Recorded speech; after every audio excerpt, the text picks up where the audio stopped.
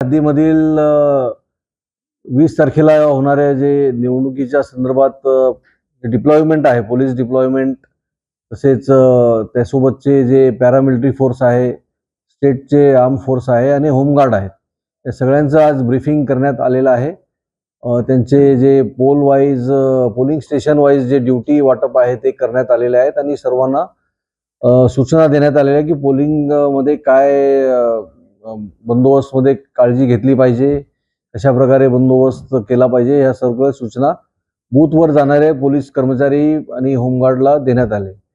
यावेळी आमच्याकडे मध्य प्रदेशमधून होमगार्ड आलेले आहेत. त्यामुळं मध्य प्रदेशमधून आलेले होमगार्ड, त्या ठिकाणून आलेले SRPF आणि CRPF आणि BSF या लोकांना सुद्धा आपण हिंदीमध्ये सूचनापत्रक तयार करून त्यांना दिलेले आहेत की ज्याच्यामुळे त्यांनाही वाचण्यासाठी सुविधाजनक होईल. आणि अशा सूचना जे आहेत त्यांच्या कमांडिंग ऑफिसरलाही दिले आणि बाहेरून आलेले ह्या लोकांचं आपण ट्रेनिंग सुद्धा एक दिवसीय जे आहे ट्रेनिंग घेऊन त्यांना आपल्या एरियामध्ये काय काय काळजी घेतली पाहिजे याची सूचना दिलेली आहे.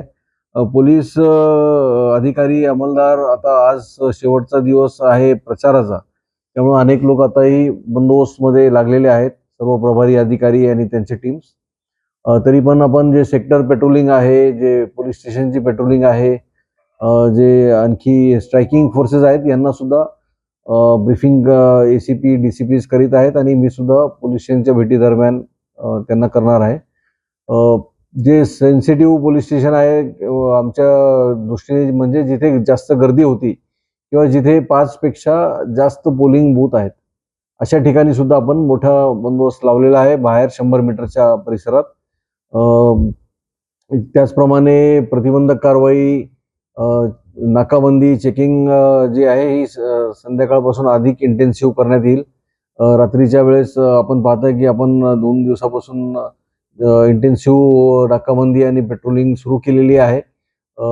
आपल्या मार्फत सर्व नागरिकांना आवाहन करतो की रात्री 10 वाजेपासून शहरात विविध ठिकाणी नाकाबंदी राहणार आहे. त्यामुळे अत्यावश्यक असेल तरच बाहेर फिरावे, अन्यथा कोणी फिरू नये.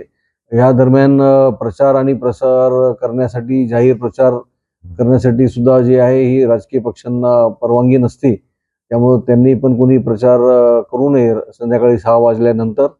कोणीही मॉडेल कोड ऑफ कंडक्टचं उल्लंघन करू नये. जे आचारसंहिता आहे, जी नियमावली आहे, निवडणूक आयोगाने जे बंधन घातलेली आहेत, त्याचा काटेकोरपणे सर्व राजकीय पक्षांनी, सर्व उमेदवारांनी आणि त्यांच्या एजंट्सनी घ्यावी, हे सुद्धा सूचना जिल्हाधिकारी कार्यालयामार्फत देण्यात आलेल्या आहेत. आमच्या मार्फतही आम्ही सर्वांना विनंती करीत आहोत की कोणीही आचारसंहिताचा भंग करू नये.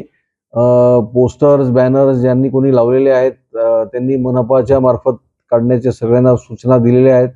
कोणी जर ठेवत असेल तर ते परवानगी कोणालाही आता प्रचार प्रसारची नसल्यामुळे सर्वांनी काढून घ्यावे. आणि असं काही प्रचार करताना आढळला पोस्टर, बॅनर लावून, तर त्याच्यावर मॉडेल कोड ऑफ कंडक्टचा गुन्हा दाखल होऊ शकतो. त्यामुळे सर्वांनी ह्याची दक्षता घ्यावी. कोणीही उमेदवार किंवा त्यांचे एजंट किंवा इतर यांनी मतदारांना प्रलोभन देण्यासाठी बाहेर पडून कोणी पैसे वाटप करत आहे, कोणी दारू वाटप करत आहे किंवा धमकी देत आहेत, अशा स्वरूपाच्या तक्रारीवर तात्काळ पोलीस दखल घेतील. आपण डायल 112 वर कॉल करा किंवा संबंधित पोलीस स्टेशन इन्चार्जला कॉल करा, ACPंना कॉल करा किंवा DCPंना कॉल करा, किंवा काही अडचण आली तर मला सुद्धा आपण कॉल करू शकतात. आमचे सर्वांचे पोलीस अधिकारी कर्मचाऱ्यांचे नंबर मीडियामार्फत आम्ही परत एकदा सर्वांना उपलब्ध करून देऊ. कोणालाही काय अडचण आल्यास तात्काळ फोन लावून कळू शकतात. या व्यतिरिक्त सर्वांना आव्हान आहे नागरिकांना की त्यांनी जे आहे आपला मतदानाचा अधिकार आणि कर्तव्य बजवावा. कुठल्याही प्रकारचं भय आणि आपल्याला काही प्रॉब्लेम असेल तर आम्हाला रिपोर्ट करावा. भयमुक्त आणि शांततेच्या वातावरणात मतदान प्रक्रिया होईल, याकरिता अमरावती पोलीस आयुक्तालयाचे अधिकारी कर्मचारी सर्व सज्ज आहेत आपल्या बंदोबस्त करण्यासाठी. ह्या निमित्ताने मी सर्वांना हेच आवाहन करतो की शांततेत मतदान प्रक्रियेमध्ये भाग घ्यावा आणि सर्व उमेदवार, त्यांचे एजंट्स, त्यांचे कार्यकर्ते यांनी सुद्धा कुठल्याही प्रकारचा कायदा सुव्यवस्थेचा प्रश्न निर्माण करू नये किंवा कायदा हातात घेऊ नये. कायदा हातात घेतल्यास तर गुन्हे दाखल होईल आणि अत्यंत कडक कारवाई होईल. त्याच्यामुळं आपल्या जे कोणी व्यक्ती आहेत त्यांच्यावर आयुष्यभर तो डाग लागणार आहे गुन्ह्याचा आणि त्यांच्यावर कारवाई होईल आणि कायदेशीर कारवाई झाल्यावर सर्वांना माहिती आहे की किती त्याचं नंतर सर्वांना त्रास होतो. त्यामुळे कोणीही कायदा मोडण्याचा प्रयत्न करू नये, कायदा हातात घेऊ नये हे मी परत परत सर्वांना आवाहन करतो. परत एकदा जे आहे सर्व नागरिकांना आवाहन करतो आणि सर्वांनी सहकार्य करावे असे विनंती करतो. काळजी घ्यावी आणि जे काही निवडणूक संदर्भात जे काही सूचना आहे निवडणूक आयोगाच्या आहेत आणि जे बंदोबस्तवर आलेले अधिकारी कर्मचारी आहेत यांचा योग्य तो वापर झाला पाहिजे आणि त्यांची काळजी घेतली पाहिजे. त्यासोबतच कुठल्याही प्रकारे कुठेही निवडणूक हिंसाचार होणार नाही याची दक्षता घ्यावी आणि आलेल्या तक्रारीवर तात्काळ पोलिसांनी ॲक्शन घ्यावी अशी सूचना आम्हाला देण्यात आल्या आहेत आणि आम्ही तेच कारवाई करीत आहोत.